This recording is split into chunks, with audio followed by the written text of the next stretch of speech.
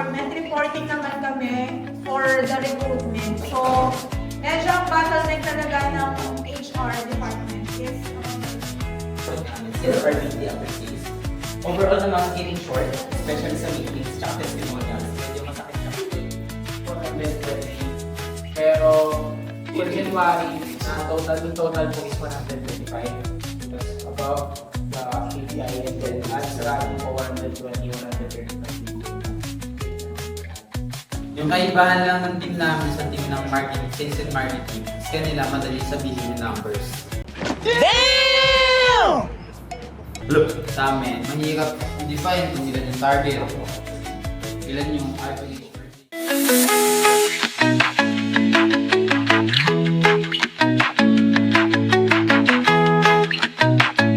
So, ayun, of course, magkakaroon tayo ng follow-up from Sir Kita namin yung napakagandang mo.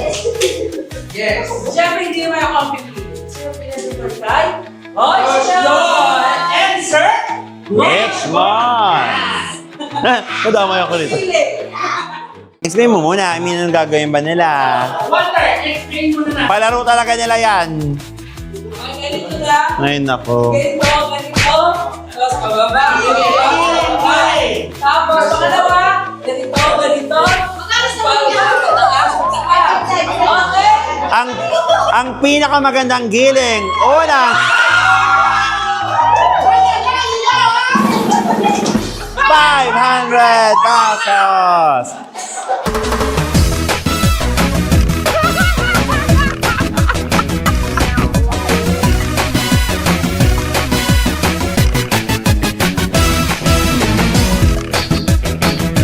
Giling!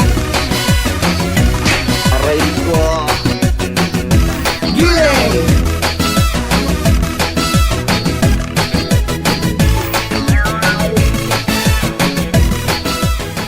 Ang nanalo ay si Cho ang nanalo. Yes!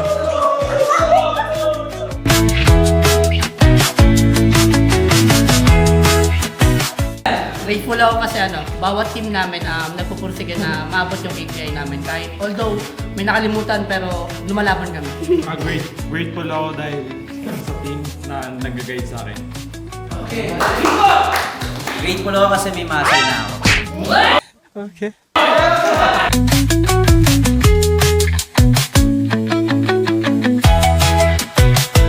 So grateful for the mancom we're going to have and yung alignment and hopefully mag-bear fruit yung effort na ibibigay natin lahat sa coming months. Ang grateful kasi nakita ko yung segment that's Billy kahapon! Yeah!